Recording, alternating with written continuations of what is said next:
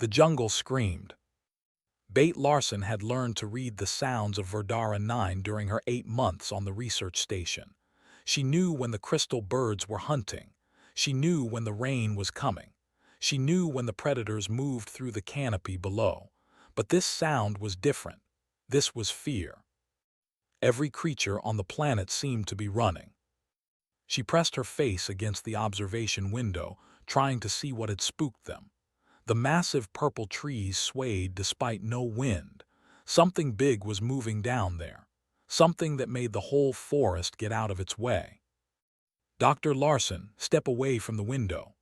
Director Quilvin's voice crackled through the comm system. The Tavrosian's multiple eyes blinked in rapid sequence, a sign of stress in his species. "What's happening?" Bate didn't move. She'd spent months studying the life forms on this planet. Nothing had ever caused this kind of mass panic. "We have visitors, corporate types. They claim they have rights to harvest materials from the dragon." Quilvin's mandibles clicked together unhappily. "Legal says their contracts check out." Bate's stomach dropped. "You can't be serious. Ashkar hasn't bothered anyone. He's been peaceful." Peaceful or not, the Cyvex Collective owns mineral and biological rights to this sector. That apparently includes dragon scales. The director's image appeared on her screen. His insectoid features looked tired. "They're landing now." Through the window, Bate watched a sleek corporate shuttle descend toward the jungle. It was the kind of ship that rich people used. All smooth lines and expensive plating. The kind that didn't care about preservation or research. Only profit. She'd been watching Ashkar for months through drones and sensors. The dragon was magnificent, scales like black glass that reflected starlight, wings that could blot out the sun. But more than that, he was careful, gentle, even. She'd seen him move aside so smaller creatures could pass, seen him divert his flight path to avoid nesting areas. The dragon had never acknowledged her presence, never looked at her cameras, never responded to her observation equipment. She'd assumed he didn't care about the tiny humans watching him from orbit. The shuttle disappeared into the canopy. Bate pulled up the remote feeds from the surface monitoring system. 6 figures emerged from the craft, all Cyvex merchants, their reptilian features sharp and businesslike. They carried cases of equipment. "They said it's just scanning tools," Quilvin said quietly, "for medical research." "You believe that?" Bate switched through camera angles, trying to track the merchants. "Doesn't matter what I believe. The law is the law." She watched the screen as the merchants spread out through the clearing where Ashkar usually rested. The dragon was there now, curled in a patch of sunlight, sleeping or pretending to sleep. His chest rose and fell like a slow tide. The lead merchant gestured to the others. They unpacked their equipment. Bate's blood went cold when she saw what they were setting up. Neural disruptors, the kind that were banned in most systems because of how much pain they caused. "Director, those aren't scanning tools. Those are weapons." "I'm seeing it." Quilvin's voice had gone flat. "Roth, get a security team ready." But it was too late. The merchants activated their equipment. Blue energy crackled across the clearing. It hit Ashkar like lightning and the dragon's eyes snapped open. He roared, a sound that shook the station even from orbit. The merchants scattered, but they kept firing. Bate couldn't watch, but she couldn't look away either. The dragon thrashed, trying to escape the neural assault. His scales smoked where the energy touched them. Burns appeared across his massive body. Then he did something unexpected. Instead of attacking his tormentors, Ashkar launched himself into the sky. His wings beat once, twice, and he was airborne, flying not away from the station but toward it. "Brace for impact," someone shouted over the comm. The observation deck exploded inward. Metal shrieked and atmosphere alarms wailed.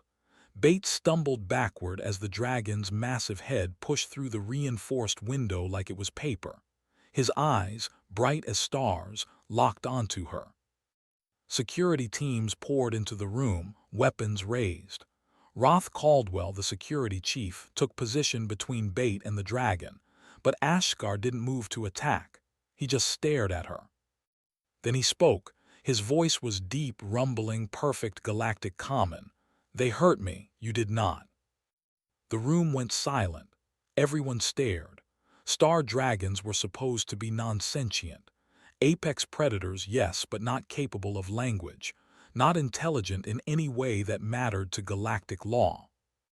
Bates' hands shook. She stepped around Roth, ignoring his protests. The dragon's snout was right in front of her, close enough to touch. She could see the burns on his scales, smell the ozone from the neural disruptors, see the pain in those ancient eyes. "I'm sorry," she whispered. "I'm so sorry they did that." She pulled her emergency medical kit from her belt. Her hands moved on autopilot, treating burns and injuries. She'd done this 1,000 times with research animals, but never with something that could swallow her whole, never with something that had just crashed through a space station. Ashgar's scales were warm under her fingers. He held perfectly still, letting her work. The security team watched in stunned silence.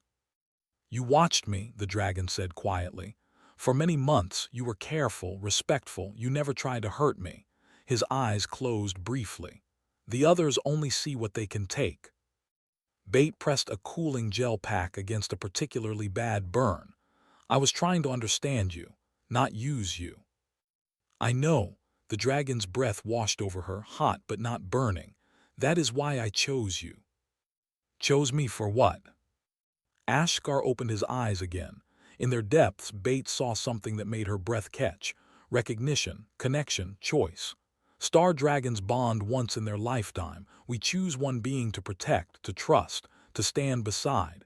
His massive head tilted slightly. "I choose you, Bate Larson." The words hung in the air like a promise and a question all at once. Director Quilvin wanted to separate them. He cited safety protocols and liability concerns and a dozen other regulations that Bate had never cared about before. Security surrounded the observation deck, weapons still raised, waiting for orders. Bate kept her hand on Ashgar's scarred scales. "I'm not leaving him." "Dr. Larson, please be reasonable. We don't know what this creature wants." Quilvin's voice carried the weight of someone trying very hard not to panic. "He just told us what he wants. He wants me to trust him." She looked up at the dragon's enormous eye. "And I do." Roth Caldwell lowered his weapon first. The gruff security chief had always been fair, even when he disagreed with someone. The dragon had plenty of chances to hurt people. He didn't. He came here bleeding and burned, and he still didn't attack anyone. "That doesn't change the fact that he destroyed station property," Quilvin argued, but his conviction was fading. "Send the bill to Civex. They're the ones who tortured him." Bate turned to face the director. "I'm resigning my position, effective immediately. As a private citizen, I'm free to go where I want." "You want to go down there, to the surface, with a dragon?" Quilvin's mandibles clicked rapidly. Yes, Bate had never been more certain of anything in her life. Ashgar made a sound deep in his chest, somewhere between a purr and a rumble. "I will keep her safe. This I promise." 2 hours later, Bate stood in the dragon's cave. It was massive, carved into the side of a mountain by claws and fire and time. The ceiling disappeared into darkness above. Thermal vents in the floor provided warmth. Crystals embedded in the walls caught the light and threw it back in soft colors. "You live here alone?" she asked. Ashgar settled onto a smooth section of stone floor. His wings folded carefully against his sides. "For 300 years, yes. My kind are gone, hunted, collected, sold piece by piece to those who valued our bodies more than our lives." Bates sat down near him, close enough to feel the heat radiating from his scales. "How did you survive?" "I hid, I ran, I fought when I had no choice." The dragon's voice carried old pain. "But mostly I was alone. I forgot what it meant to have a purpose beyond survival." She understood that feeling better than she wanted to admit. "I lost my family when I was young. Shuttle accident in deep space. I've been moving from station to station ever since, never staying long enough to form real connections. We are both the last of something, Ashgar said quietly. Perhaps that is why I noticed you, why I watched you watching me. Over the following days, Bate learned the truth about star dragons. They weren't the mindless beasts that galactic law claimed. They were ancient, intelligent, and deeply connected to the places they protected. Ashgar had been a guardian once, keeping peace between warring species in a sector long since colonized and industrialized. We spoke through flame, he explained one evening, demonstrating by breathing controlled patterns of fire into the air. Each burst of flame carried meaning, complex ideas compressed into light and heat. But we also learned your languages. We had to keep the peace. Bates studied the patterns, fascinated. Can you teach me? If you wish. He seemed pleased by the request. Though it takes time. My youngest clutchmate needed 50 years to master the full language. I might not have 50 years, Bates smiled, but I'll take whatever time I get. The peace didn't last. On the 14th day, Roth sent an encrypted message to Bates' personal comm device. His face appeared on the small screen, looking grim. They replaced Quilvin. New director is a Civex sympathizer, and there's a mercenary fleet inbound, 6 ships, 200 soldiers. Roth glanced over his shoulder. They're calling it a rescue mission, claiming you're being held against your will by a dangerous creature. That's a lie, Bates' hands clenched. I left voluntarily. Doesn't matter. Civex hired the Ironskill Company. They're professionals, mean ones. Roth's expression softened. Bate, you should come back. This is going to get ugly. She looked at Ashgar, who had been listening with those impossibly perceptive eyes. What do you think? I think they will come regardless of your choice. They want revenge for their humiliation. They want my scales and bones for their profit. The dragon's voice remained calm, but his scales had begun to darken. But I will not run anymore. Not now that I have something worth protecting again. Then I'm staying too. Bate ended the call before Roth could argue further. That night she couldn't sleep. The jungle around the mountain had gone quiet, too quiet.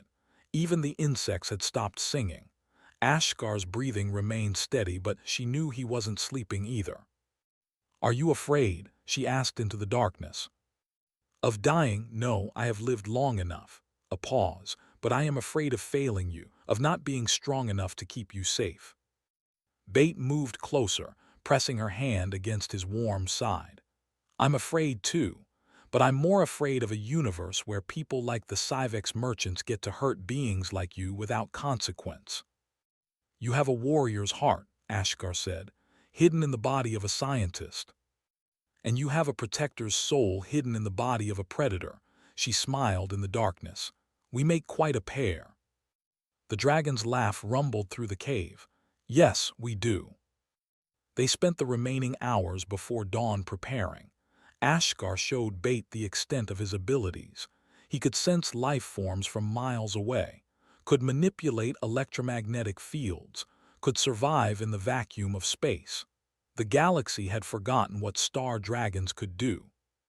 It was about to remember. As the first light touched the horizon, warning alerts began screaming from Bates' abandoned comm device. The mercenary fleet had arrived. They were demanding her return within 12 hours. Ashgar stepped to the mouth of the cave and spread his wings. Let them come. The mercenary ships looked like metal sharks circling in the sky. Bate watched them through Ashgar's cave entrance, her stomach tight with dread. 6 vessels, each bristling with weapons, each carrying soldiers who saw her as a mission objective and Ashgar as a target. They're setting up a forward camp, the dragon said, his enhanced senses reading the jungle below. 2 kilometers east, 40 soldiers, heavy weapons. They're not planning a rescue operation. They're planning an execution. Bate checked her own small scanner. The readings confirmed what Ashgar sensed, and they'll call it self-defense afterward. Commander Vadris Krell's face appeared on every broadcast frequency. The The Cyvex hired mercenary looked exactly like what he was, a professional killer dressed in corporate legitimacy. Dr. Bate Larson, you are ordered to report to the recovery team immediately. Failure to comply will result in necessary force being applied to neutralize the hostile entity holding you captive. Bate grabbed her communicator. I'm not being held captive. I'm here by choice. Your judgment has been compromised by extended isolation and possible mental manipulation by the creature. Krell's response was smooth, rehearsed. We're here to help you. By bringing 200 armed soldiers, she couldn't keep the anger from her voice. That's not a rescue, that's an invasion. We have our orders, 12 hours, Doctor. After that, we do what we're paid to do. The transmission cut off. Ashkar's scales had begun to glow faintly, internal heat rising. They will attack regardless of what you say. This was decided before they arrived. I know, Bate paced the cave, thinking. The Cyvex Collective wants you dead. A live dragon complicates their claim that your species is non-sentient, but a dead one, that's just valuable materials to harvest. They made this mistake once before, 300 years ago. The dragon's eyes glowed like embers. They learned to fear my kind. They will learn again. As the hours passed, the jungle came alive with movement. Not the mercenaries yet, but the creatures of Verdara 9. They gathered around Ashkar's mountain. Crystal birds perched in trees. Four-legged hunters that usually avoided each other sat side by side. Even the burrowing creatures emerged from underground. They feel it, Ashkar explained. The change in the world. They know something important is happening. Bate watched a small reptilian creature climb onto Ashkar's foreleg without fear. You're connected to them somehow. Star dragons are guardians. We maintain balance. When we die, entire ecosystems collapse. He gently moved the small creature to safety. This planet has thrived because I am here. The Cyvex Collective doesn't care about that. They only see profit. Night fell. Bate tried to rest but couldn't. Ashkar remained at the cave entrance watching the stars. She joined him, sitting close to his warmth. Tell me about your family, the dragon said quietly. Your real family, before the accident. She hadn't talked about them in years. My mother was a terraforming engineer, Dad was a botanist. They were traveling to a new colony world. I was supposed to go with them, but I got sick at the last minute, stayed with my aunt instead. The old pain surfaced, duller now but still there. The shuttle's reactor failed in deep space. No survivors. You carry guilt that is not yours to carry. I know, doesn't make it lighter. Ashkar was quiet for a moment. My clutchmates died defending a colony from raiders. I was away, hunting. I returned to find them slaughtered, their scales stripped from their bodies. His voice held ancient grief.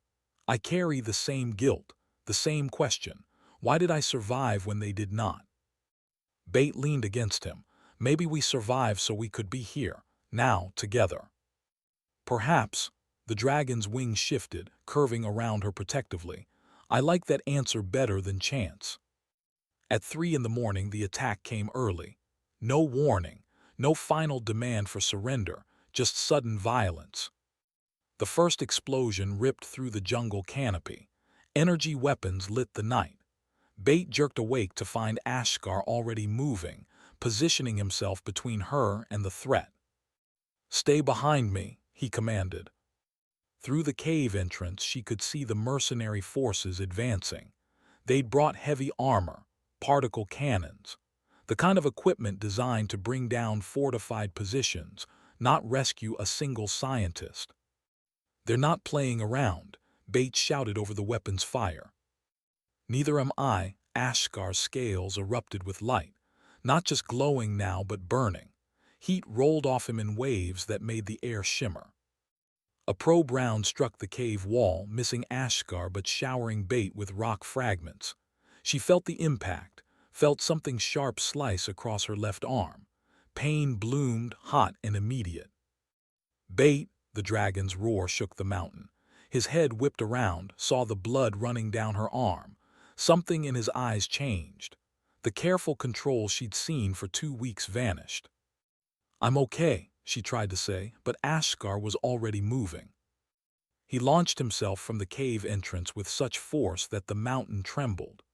Bate stumbled to the opening, clutching her injured arm, and watched in awe and terror as the dragon descended on the mercenary position. But he didn't attack, not yet. He landed in the center of their camp with earth-shaking impact. Weapons swiveled toward him. Soldiers scrambled for firing positions, and Ashkar simply stood there, scales blazing with stellar fire.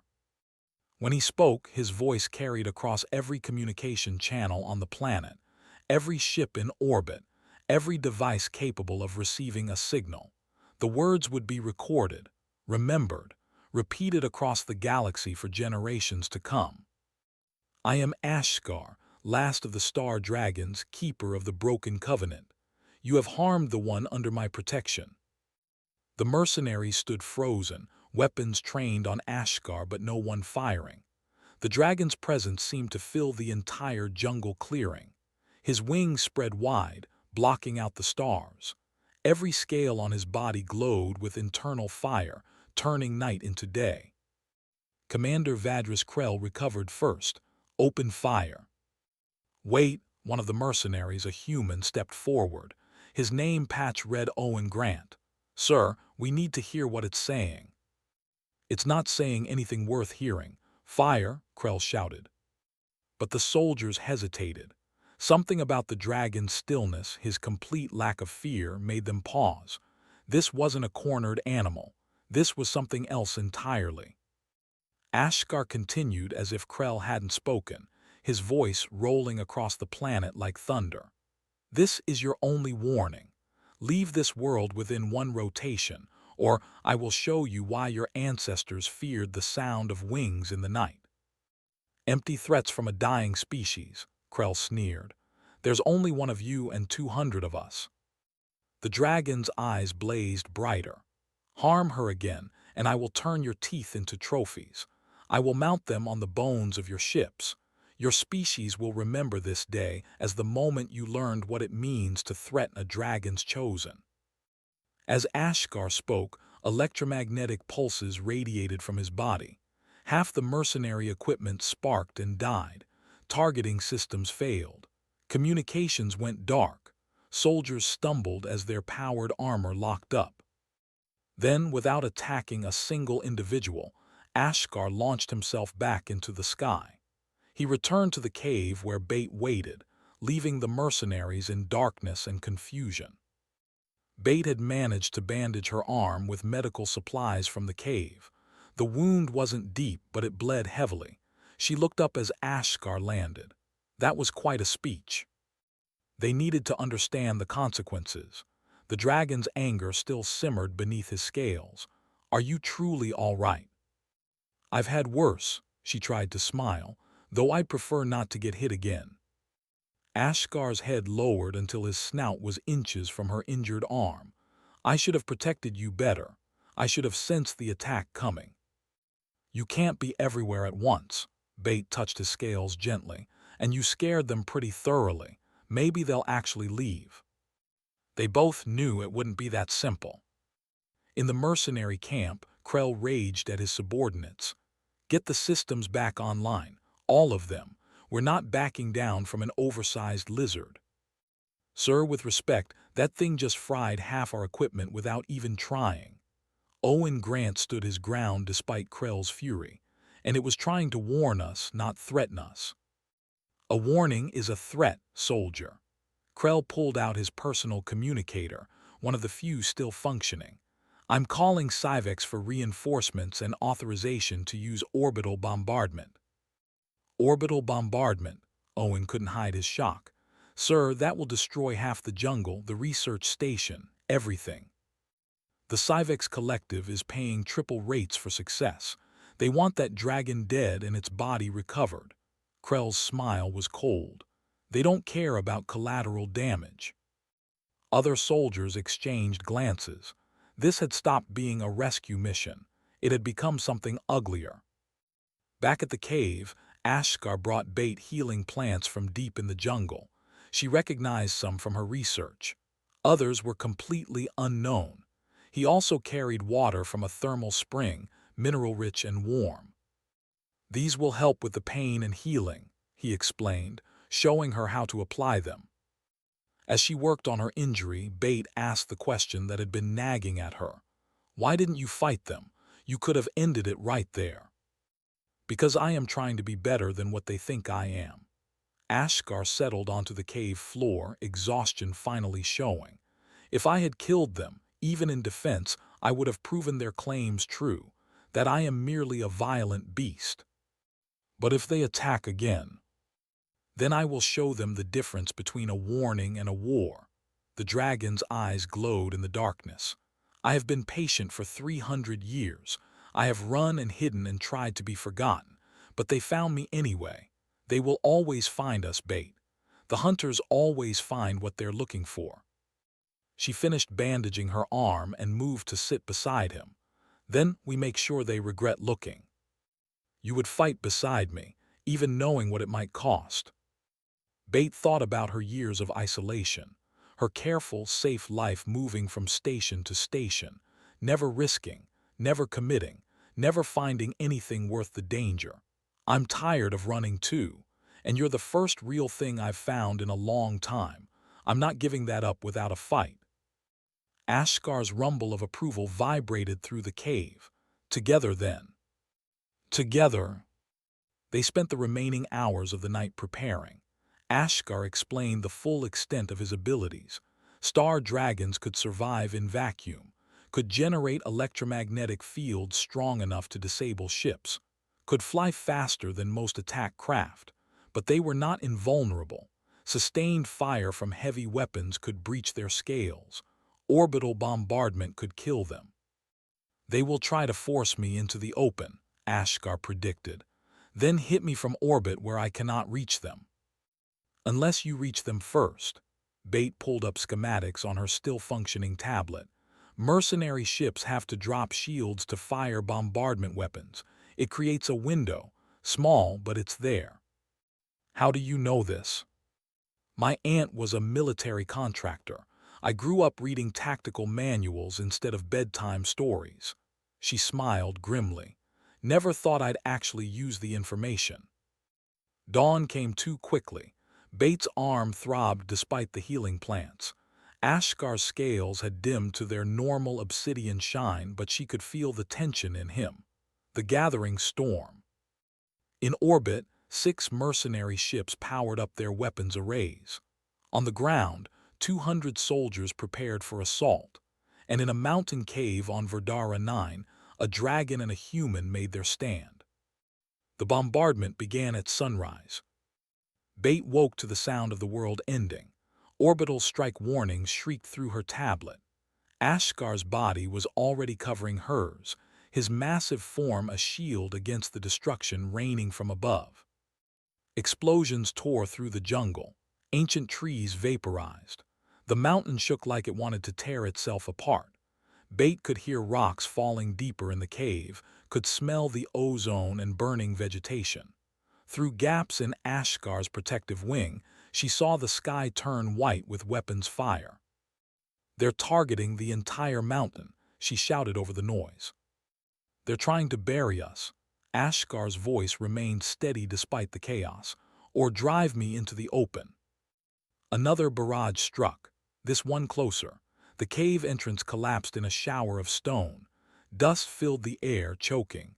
Bait's injured arm screamed in pain as she was thrown against the wall. "I have to stop them."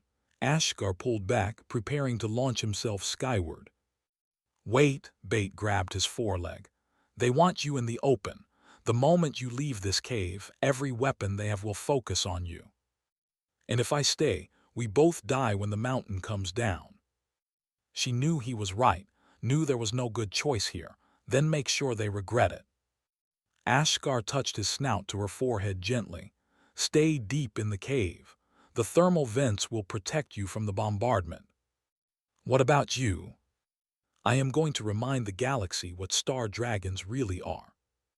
Then he was gone. The dragon exploded from the collapsing cave in a streak of fire and fury. Bate stumbled deeper into the mountain as instructed, her tablet showing her Ashgar's ascent through satellite feeds that somehow still worked. What she saw made her forget how to breathe. Ashgar didn't fly toward the mercenary ground forces. He flew straight up, punching through atmosphere like it wasn't there. The mercenary ships in orbit had seconds to react. It wasn't enough. The dragon hit the first ship's underside with the force of a meteor. His claws tore through reinforced hull plating like paper, not breaching life support, not killing the crew, just ripping out the engine core and weapons systems. The ship began a slow, powerless drift.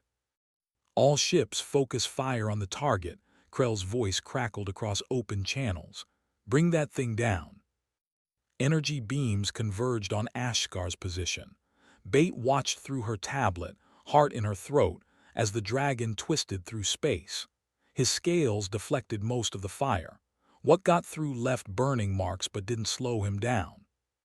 Star dragons had evolved in the void between stars. This was their natural habitat. The mercenaries were fighting him in his element. The second ship tried to run. Ashgar caught it with an electromagnetic pulse that shut down every system simultaneously. The vessel tumbled helplessly, its crew trapped inside a dead metal shell.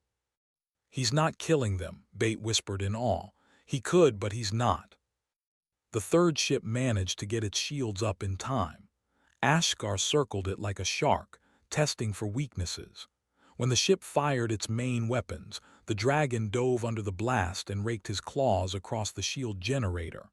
The protective field collapsed, and he systematically destroyed every weapon mount on the hull. Commander Krell's ship, the largest and most heavily armed, positioned itself between Ashgar and the remaining vessels. "You want to be a hero, creature? I'll give you a hero's death." The ship's main cannon charged. It was designed to crack planetary shields. At close range, it could vaporize anything smaller than a city. Ashgar saw it coming, saw the energy building in the weapon's core, and flew straight at it. The cannon fired. The beam was as wide as a building and twice as hot as a sun's core. It caught Ashgar dead center, and for a moment Bate couldn't see anything but white light. Then the light faded, and Ashgar was still there. His scales glowed white-hot, smoking in the vacuum, but he was alive, and he was angry. The dragon's roar had no sound in space, but every ship felt it through their hulls, a vibration that made metal scream and electronics fail. Ashgar crashed onto Krell's ship's bridge section, his superheated scales melting through the outer armor. "Abandoned ship," someone screamed. "He's breaching the bridge." But Ashgar didn't breach. He just held position, his heat melting the ship's superstructure, making it impossible for Krell to maneuver or fire. Trapped, helpless, exactly as the dragon intended. "This is your last chance," Ashgar's voice boomed across every remaining channel. "Surrender your weapons and land your vessels on the planet's surface. Now." One by one, the mercenary ships complied. They had no choice. Their most powerful weapon had failed. Their commander's ship was compromised, and the dragon showed no signs of tiring. Ashgar rode Krell's ship down through atmosphere, making sure it landed exactly where he wanted. The mercenary vessels touched down in a wide circle around the base of the mountain. Soldiers emerged, hands raised, weapons abandoned. The dragon landed last, still glowing with residual heat from the cannon blast. His scales had darkened in places where the energy had hit hardest. Burns covered his chest and wings, but he stood tall, undefeated. Bate emerged from the cave, coughing from dust but alive.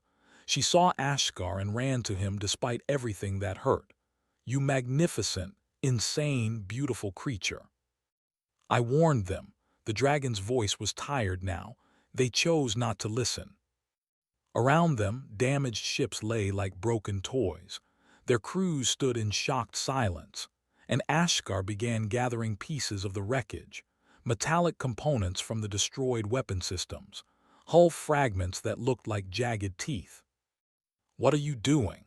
Commander Krell demanded from where his crew had dragged him from the disabled ship. Ashkar didn't answer. He simply began mounting the metal pieces on the bones of the ships, trophies, exactly as he had promised, the teeth of those who had dared threaten what was his to protect. 3 days after the battle, the Galactic Council arrived. Not with weapons, not with threats, but with diplomats and historians and very nervous lawyers who had spent 72 hours reading ancient laws that nobody remembered existed. Bates sat on a cliff edge next to Ashkar, watching the diplomatic shuttle descend. The dragon's burns were healing slowly. She'd been treating them with the plants he'd shown her, along with proper medical supplies that Roth had quietly dropped off. "They're going to want to talk to both of us," she said. "Let them talk." Ashkar's tail swished lazily. "I am done hiding what I am." The diplomatic party included representatives from 24 species. They set up their meeting in the clearing where the damaged mercenary ships still sat, monuments to failed aggression. The metal trophies Ashkar had mounted gleamed in the sunlight. Dr. Larson honored Ashkar. The lead diplomat, a elderly Velrathi with silver scales, bowed deeply. "I am Council Mediator Sylphin. We have much to discuss." "Discuss quickly," Ashkar rumbled. "My patience has limits." Sylphin didn't seem offended. If anything, she looked relieved to be dealing with a dragon who spoke plainly. "The footage of your battle has spread across every civilized system. The Cyvex Collective is facing criminal charges in 14 jurisdictions. Their claim that star dragons are non-sentient has been thoroughly disproven." "Good," Bate crossed her arms. "What about the mercenaries?" "Commander Krell and his officers will face trial for unlawful weapons use and false rescue operations." Sylphin glanced at the disabled ships. "The Ironscale Company has already dissolved its contract with Cyvex and offered full cooperation with investigators." One of the mercenaries stepped forward. Owen Grant, the human who had questioned Krell's orders. "Dr. Larson, I want to apologize. We were told you were in danger, that the dragon was a mindless predator." He looked at Ashkar with something like awe. "We were lied to." "Yes, you were." Bates' voice was hard, "but you still pulled the trigger." "I know, and I'll carry that." Owen met her eyes. "For what it's worth, some of us are testifying against Cyvex and Krell, making sure they answer for what they did." Ashkar studied the human for a long moment. "You showed hesitation when others did not. You questioned orders when it would have been easier to obey. There is honor in that, even if it came late." The real surprise came when Sylphin produced an ancient document, preserved in crystalline storage. "We found this in the oldest council archives. A treaty signed 6,000 years ago between the Star Dragon Conclave and the founding species of what became the Galactic Council." Bate leaned forward. "What kind of treaty?" "A protection pact. Star dragons were recognized as sentient beings with full legal rights. More than that, they were designated as peacekeepers. Any being bonded to a star dragon was granted diplomatic immunity and protected status." Sylphin's expression was grave. "This treaty was never dissolved. It was simply forgotten." "Which means?" Ashkar asked, though Bates suspected he already knew. "Which means the attack on you and Dr. Larson was not just assault. It was an act of war against a treaty-protected entity." Sylphin gestured to the damaged ships. "Under ancient law, you would have been justified in destroying these vessels and everyone aboard them." "But he didn't," Bates said quietly. "He disabled them, scared them, made his point, but he didn't kill anyone." "Which shows more restraint than the law required." Sylphin bowed to Ashkar again. "The Council formally apologizes for the violence committed against you. We are prepared to offer full reparations and legal protection going forward." "I don't want reparations." Ashkar's voice carried across the clearing. "I want Verdara 9 declared a protected sanctuary. I want it removed from all commercial claims. and I want the truth about star dragons taught in every school across the galaxy." "Done." Sylphin didn't even hesitate. "The Council will draft the declaration today." The diplomatic meetings lasted another week. Bate found herself appointed as official liaison between star dragons and the Galactic Council, a position that came with considerable authority and resources. She designed a research station at the base of Ashgar's mountain. Small, respectful, open only to scientists she personally approved.